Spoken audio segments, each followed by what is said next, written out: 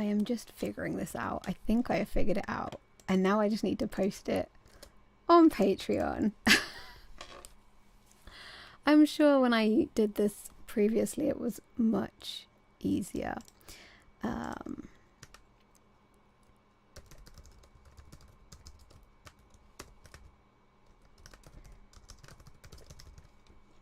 I think in future I probably should use the schedule option and set it all up to begin with.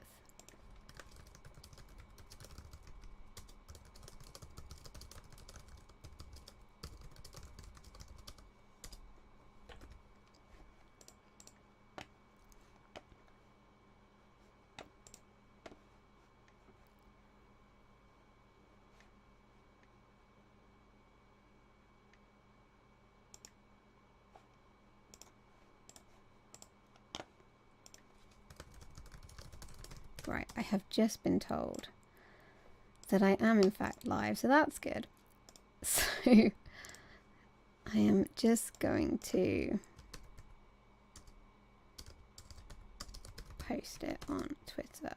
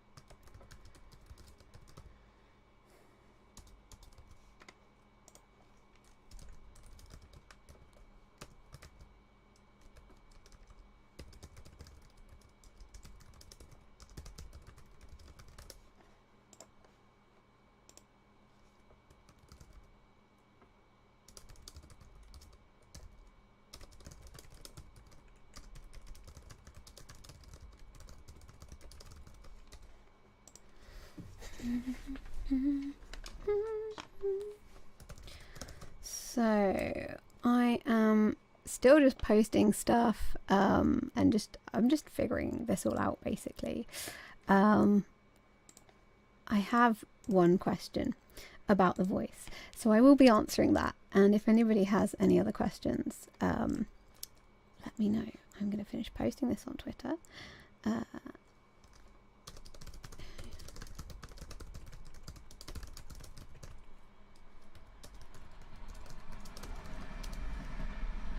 Okay. Posted. Goodness. So, right. First time doing anything is always going to be a bit awkward, isn't it? So, I have had one question, so I'm just going to go for that, which was asking for some tips for avoiding injury while practicing the edges of your range. So this is a really good question, and it I think it kind of covers a broad spectrum of things as well when we say edges of your range. So we've got the lower range and the higher range, sort of those two ends, but then there's also the sort of middle of the range, which is what I call the gear change, and sort of that crossing over there is its own thing, which I would say probably comes under this as well. So safety tips for exploring the edges of range. So first of all, let's look at the higher range, which is one that a lot of people often want to explore. So safety tips, I would say across the board, in fact, this works, is making sure you're not like tightening and pushing from your throat. So you don't want to be doing what's called constriction. So a way to experience constriction is if you pretend to lift up something heavy, you will find that everything kind of closes across there, and you can't make any sound. If you tried to push sound through that, it would be very difficult and sound very noisy and messy, like that kind of thing. So that's like a really heavy constriction. Most people can kind of tell when they're doing that. But when we're at different pitches, sometimes it might feel different. So being aware of if you are pushing from here, making it relaxed in here, and we can help this by sort of engaging the tummy muscles as we're going up in pitch when we're exploring different sounds, so that we're not getting a tightness in here. The other thing with higher pitches to remember is if you're like right up at the edge, like talking right up at the top, so you will be in falsetto. You may be going into whistle as well, which is the top sort of top register, if you like. So brief sort of bit of information about falsetto, and I did do there's a YouTube video that I did about this a little while ago, where I answered some questions from a poll that I did on Twitter. So falsetto basically is the vocal fold muscles are not engaged. So when we are speaking and singing in modal, which is the vocal fold muscles engaged, the vocal folds vibrate like this. So they kind of open at the bottom and then close at the top and then rotate like that. So the whole, all of the muscle and everything is involved.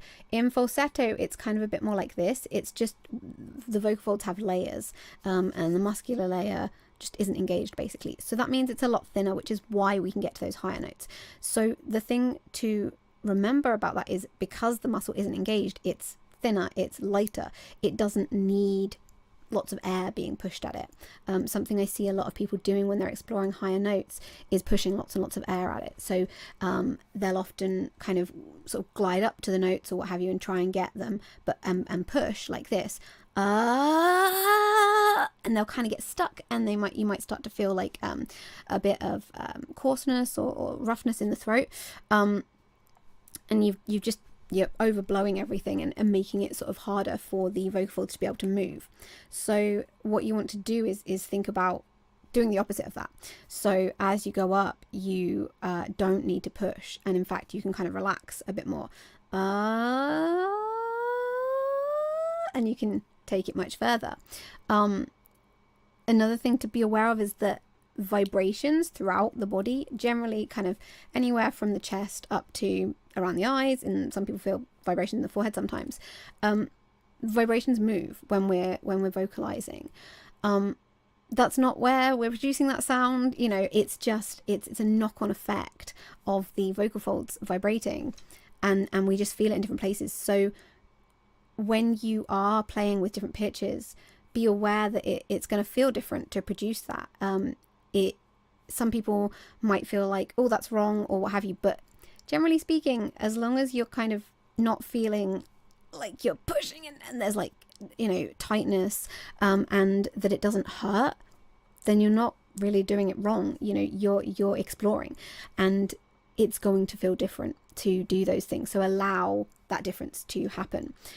So if I go from low to high, for example, and I'll just give you a little explanation of how it feels for me, and that is not necessarily how it's going to feel for you. It's not necessarily how it's going to feel for anybody else. It can feel different for everybody. So so there I get a little bit of vibration here, and sort of around here if I notice, but I can feel a little bit of vibration in my chest. Around here everything's sort of vibrating a little bit around the sort of throat and mouth area. So now I've got a bit of vibration here. So that was a gear change thing happening as well. That's going from modal to falsetto, and that feels quite different in a way. It feels more airy, more space in a way.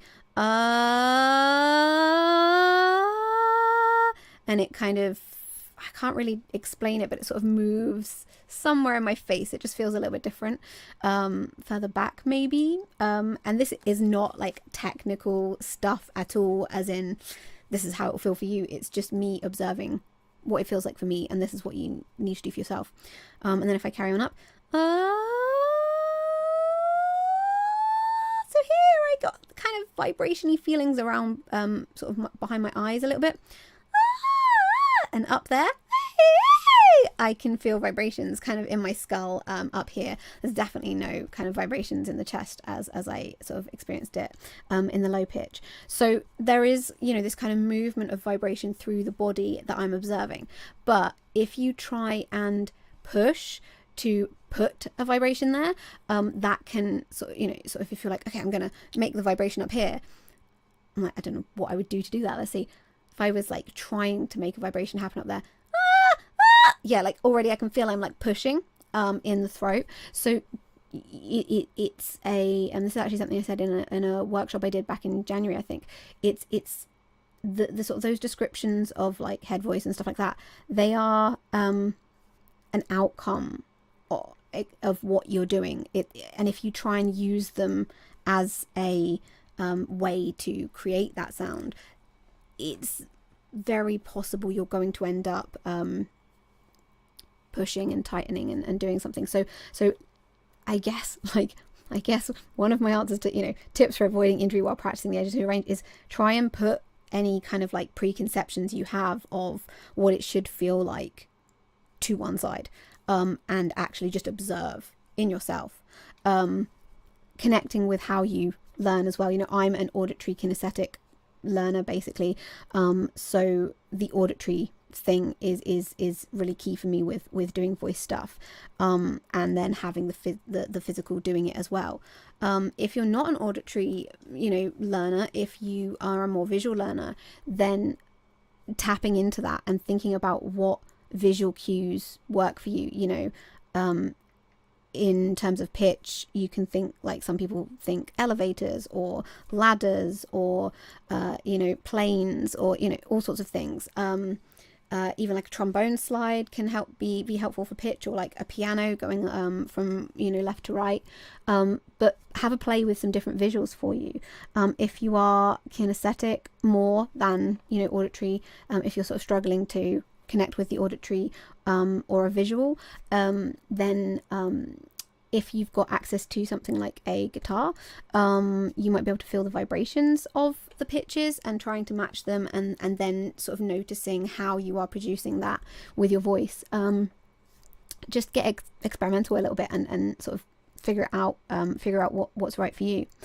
One other tip for exploring higher pitches particularly are lip rolls. I find can be a really great way for some people to explore higher pitches, which is basically that, getting the lips to roll and putting some vocalization into it.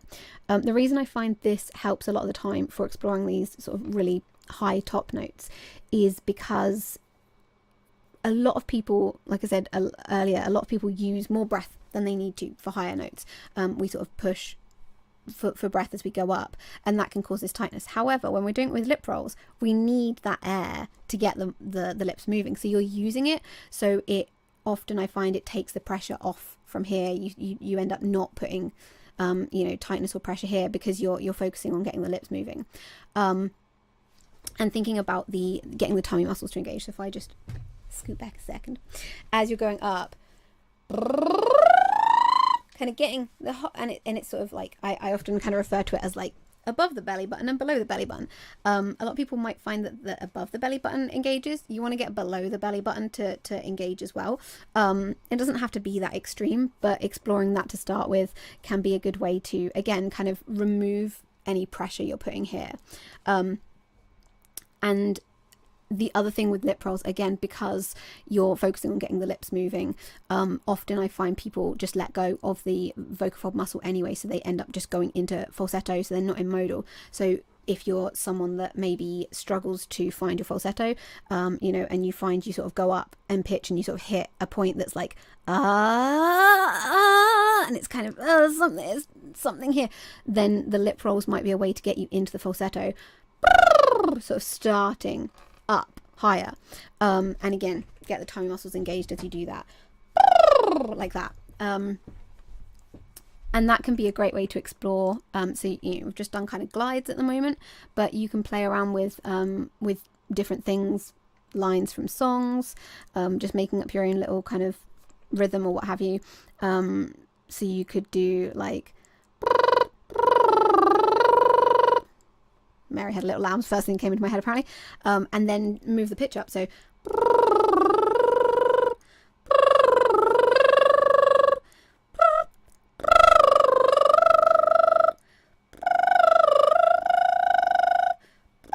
and just see where you can get to, and try different things, and just allow yourself to explore. And one other thing with that is, don't think about volume. Try and package it up and put it to one side. So often higher notes particularly can sound louder, and sometimes that can mean people try and pull back, so they end up putting lots of too much air in, and then they're trying to be quieter because it feels too loud and they don't want to be that loud, so they're pulling back, and then they're tightening up in the throat. So all of these things, so sort of put the concept of volume to one side. Allow yourself to just be whatever volume it is. It might be loud, that's fine. And again, the lip rolls are a nice way to sort of negate that a little bit, because you've got the extra sort of air going towards the lips, rather than kind of feeling like the sound is quite in your face almost. So yeah, that's one thing I would suggest for the top pitch. So those are kind of things I'd suggest for sort of top pitches. And I mean, other things across the board. Make sure you're drinking water. Make sure you're not dehydrated. Make sure you've had enough sleep. Those sorts of things that do impact the voice as well. And check in with yourself, but particularly if it's something new that you're doing and you've not, explored these kinds of sounds before or what have you, then like give yourself rest breaks. Do it for a minute. Not even that, just play with it for a minute, 5 minutes, less than that, more than, but keep it a small amount, and then give yourself a rest, and then come back to it. My video is round the wrong way, and it's really, really confusing me because I'm not used to seeing myself round the wrong way, and I keep pushing my hair the wrong direction. That's so confusing. So I have to fix that for next time, because that is very confusing. So completely lost what I was saying now. It's one of those days. It's my first live stream on Patreon. It's fine. What was I saying? Make sure you've drunk enough water. And give yourself rest. Yeah, so just like do it for a few minutes and then rest. Check in with your voice, see how it feels. Does it feel tired, or is it feeling okay? And if it's okay, try a little bit longer. It's building it up. It's stamina. It's like any other muscle, So when we're in falsetto, although the vocal fold muscle itself is not engaged, other muscles are still doing stuff. So it's like if you were training to run a marathon, you wouldn't run a marathon straight away. You would build it up slowly. So allow yourself those rest breaks. So that's sort of the top notes. Bottom notes, for exploring lower notes, similar advice, honestly, like not pushing, from here. Put volume to one side. This is kind of the opposite thing. So getting down into the lower notes, you may find that it gets quieter and you're not able to get as much volume in there. Again, put any worries of volume to one side for the moment. Try and just focus on allowing sound to happen however it happens. And think about, so as we're getting lower, if you're sort of working on creating a full sound, then more air support is potentially going to be needed. And there's another, so I mentioned whistle up at the top, and down at the bottom we have vocal fry or creak, which is something slightly different as well. So if I go down,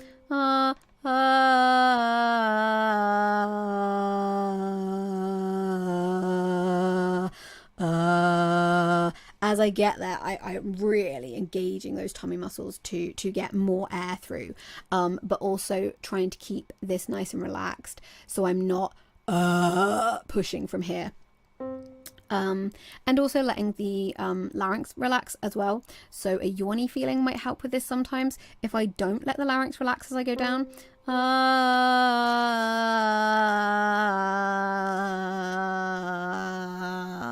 I'm kind of stuck there. It's about the F. So that was around the F3. If I let the larynx relax, I may get lower, I may not, I don't know. We'll find out.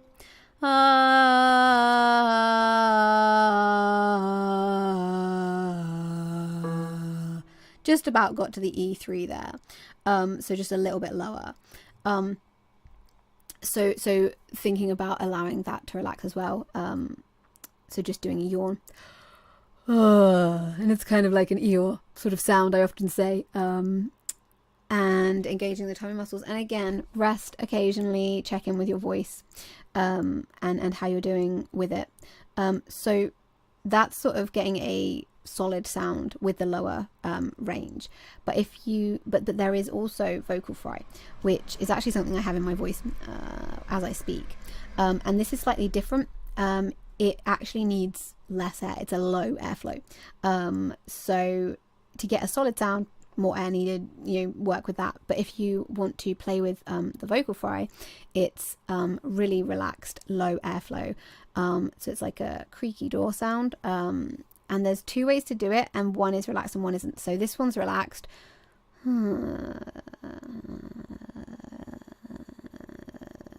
Again, it's really quiet, it's really low, and it's very little air. The non-relaxed one sounds a little bit more like this. And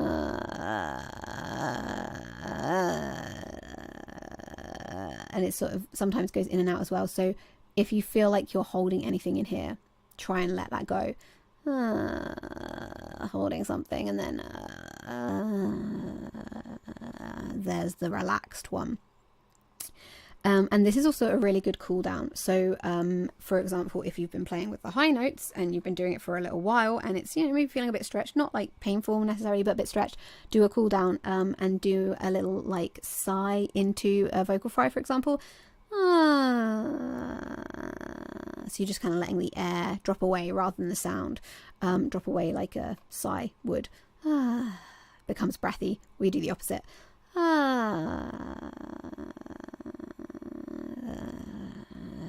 Really try and let that relax. And your face as well. Like if you're holding a smile or something, that might mean that you end up holding muscles elsewhere as well. So you can explore that for lower pitch and then play with increasing the airflow till you get a solid sound. So you get that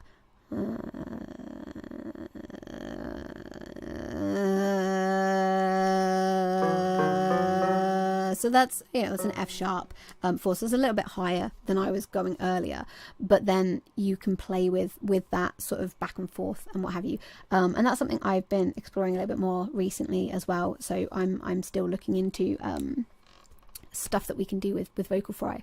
There's lots of very exciting things that I'm playing around with, which I will probably share at some point. So that's the lower end, and then we have the middle, the gear change crossover. So the way I would look at this is basically looking at the top of modal and the bottom of falsetto. Okay, so the top of modal is basically what I was talking about earlier when I went up and there's like this ceiling that we sort of crashed to. And we're sort of getting stuck there. So first of all, you want to release tension here, and if you can, basically just find where you can go to smoothly and cleanly. Like if you could go higher but it would get a little bit like tight, then leave it. Just go to where you can go smoothly. So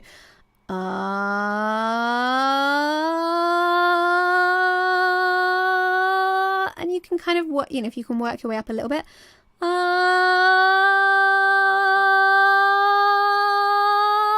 I can start to feel I'm going to get a little bit tight there. So notice where that is, which I didn't, so I will do that again so I can notice where it is.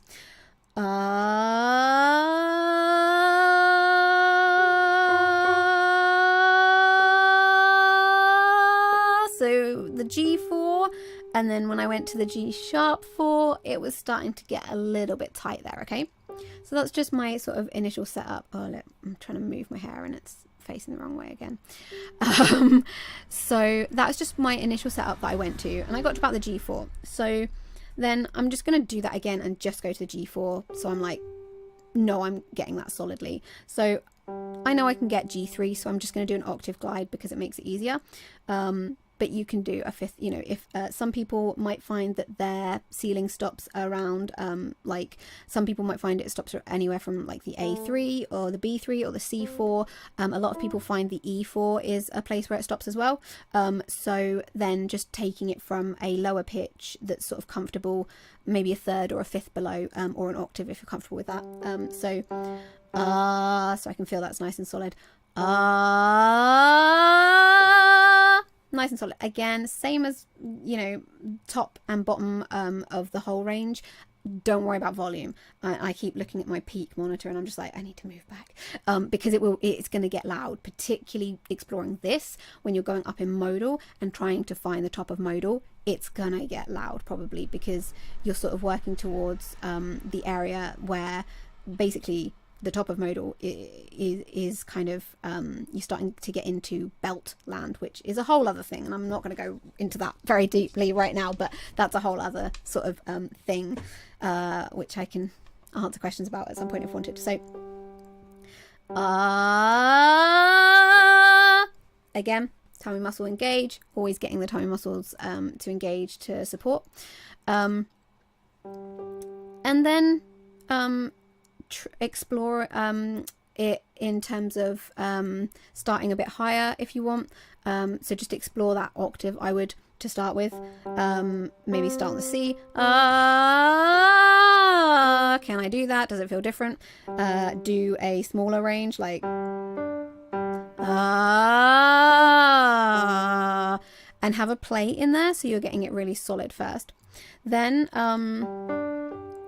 add a moany feeling in.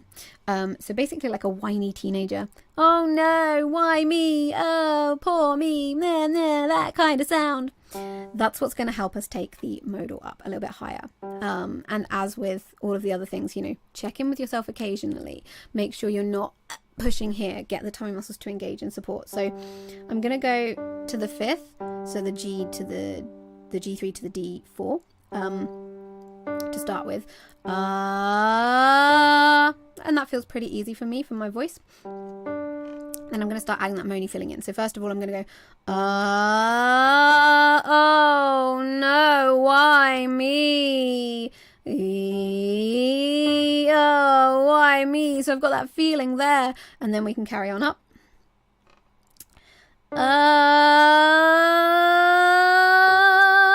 So I'm just going to that G again, but it's got a different sound, it's got a different texture, a different feeling. And then you can start taking it a bit further. So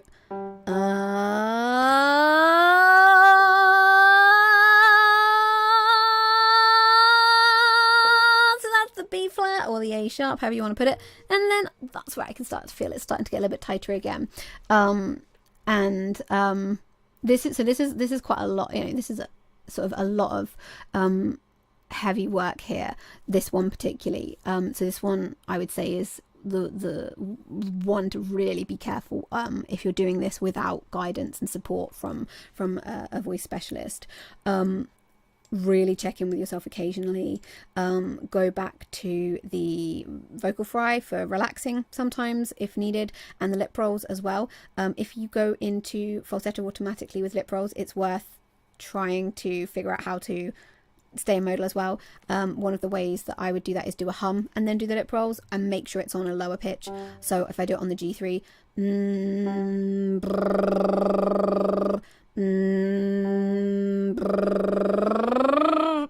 and as I go up, because I'm going to need more air for the lips to keep going, it's going to be a bit tricky.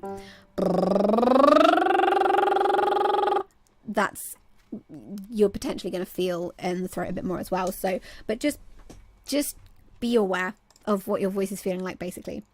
Drink lots of water when you're doing this, because you are getting the muscles to engage and come together a lot. So using a lot of, you know, they're coming together a lot and coming together quite hard because it's coming out louder and what have you as well. Straws are great as well. You can just get a standard straw. I've got a special one that's been formulated for doing these sorts of things, but doing basically just vocalizing through a straw will help again if you're sort of overusing the muscles or using too much breath or too little breath. This can help to just reset you a little bit. So just like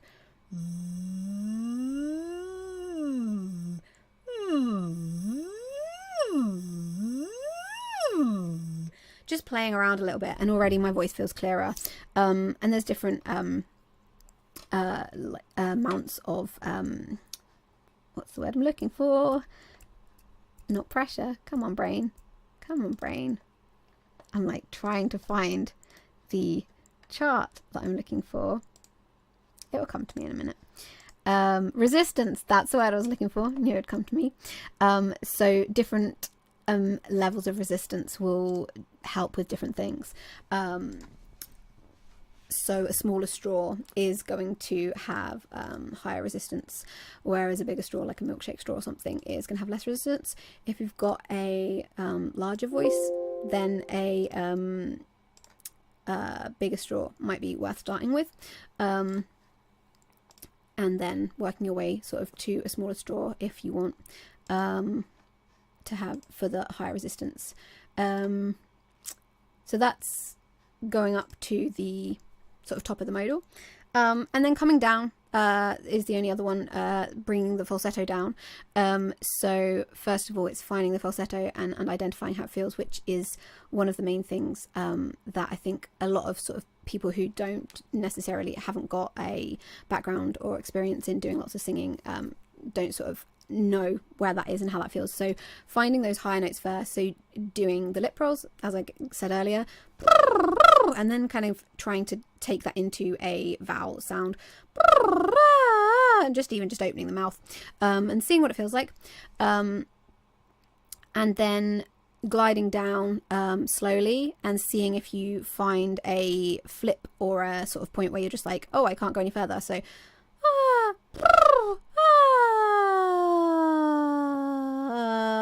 there, that's the muscle kicking back in, and it feels like something is coming back in here. So kind of stop before that happens once you found the flip.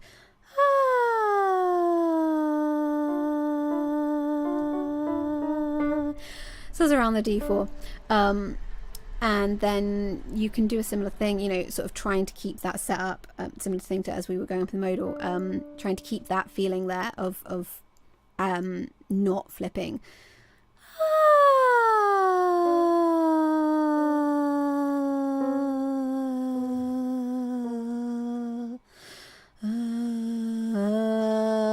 So I needed to flip there. Again, put volume to one side. Don't worry about breathiness as well. You might find exploring this that it becomes quite breathy, and that if you try and make it less breathy when you're first exploring it, it might be tricky. You might just flip into modal or the sound might disappear. Still worth exploring and trying, but you sort of get put all other elements to one side. Basically, you're just working on getting the vocal folds to vibrate at particular speeds, because that's what pitch is. And then you can kind of play with, can you flip back and forth, and then also exploring like where you can start. So often I find for a lot of people when they're first exploring falsetto, is they can only either get into it by gliding up into it or starting quite high up. So find where the lowest is that you can start in it almost. So if I like do the C, so that's C5, and you can check if it is falsetto if you're not sure by seeing if you can flip it back into modal. Okay, can I start on the G, because I know the G4 is where my modal went up to quite comfortably to start with. Can I start in falsetto there? Yes. Can I start on the E? Yes, but you can hear the flip happens a lot quicker. Can I start on the C? Yes, it's a little bit trickier, and going into the modal was a little bit trickier there as well. But yeah, and then the other thing that I like to do, which is a tricky one, I find it quite easy, but then I've been singing almost my whole life, and teaching for like over 12 years now, I think. So is and I usually use the G4 for this one because I know that's a good place for me, that's like right in the middle of my modal and falsetto, is literally move back and forth between them. So going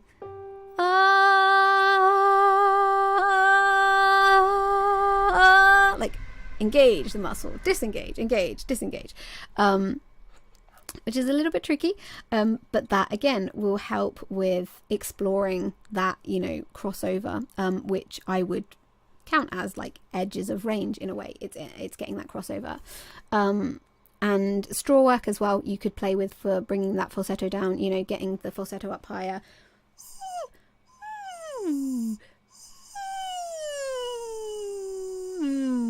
See what happens and try different resistances. That word is not sticking with me today. And yeah, overall, just drink lots of water, make sure you're hydrated. You can also steam, just boiling water, inhale the steam. Don't overdo it, like don't go for too long, particularly to start with. So pace yourself, allow yourself to explore it in small bursts. And I often, in fact, I think I've got a post on my Patreon that is public for everybody as well, which is sort of, I think I entitled it something like I just can't get myself to practice, and there's some suggestions on there of things like finding times in your day when you can explore the voice, when you're cooking, if you're like picking up clothes and things, doing laundry, or you know, or whatever, just exploring the voice, doing things like the lip rolls, or just, you know, gliding up and down on a vowel, or even humming as well. They all have different, because the shapes are different, it might feel different as well. So just playing around with those sorts of things, that's going to be exercising the voice, which means when you sort of have more focused, I'm going to try and explore the top end or the gear change or the low end or what have you, the muscle has been doing more things. So yeah, often you'll find me like or like no care with where the notes are going or what the setup is or anything, just playing with the voice when I'm cooking or, you know, doing other stuff, and that's just getting the muscle to work regularly, so it's building up stamina basically. Yeah, I think that's most of my sort of tips for avoiding injury while practicing the edges of your range. I don't know if I've had any other questions. Doesn't look like I've had any other questions come in. So as it's my first stream as well, I think it's sort of helpful to sort of figure out what I'm doing as well. I hope that was interesting, useful, etc, etc. If anyone has any questions about anything that I said, then let me know, and I'll be happy to, you know, advise if I can. Of course, please, if you are not a member, sort of subscribed already to my Patreon, then I would love to have you on my Patreon. I am planning on doing a Q&A like this once a month, but future ones will be only for the voice trainee and above tiers. The voice trainee and above tiers, you get access to my Discord server, where there's sort of lots of resources and things on there, and all my private students are on there as well, and people who I've worked with, you know, in the past, and people who are learning from me at the moment. So there's lots of space on there to ask questions, and I can give feedback. There's a Patreon only channel on there as well, where we can chat with just the Patreon people. And I also have spaces available at the moment, a few spaces available for private lessons. If anybody's interested in that, let me know. My prices are £50 an hour with a no questions asked sliding scale to 35 as the lowest, for anyone who needs it. And I offer weekly or fortnightly or monthly or book as you go, so I'm quite flexible with that. So if you're interested in a one-to-one lesson, pop me a message and we can see if we can book you in for something. Yeah, I think that's probably about everything. So I'm gonna sign off now.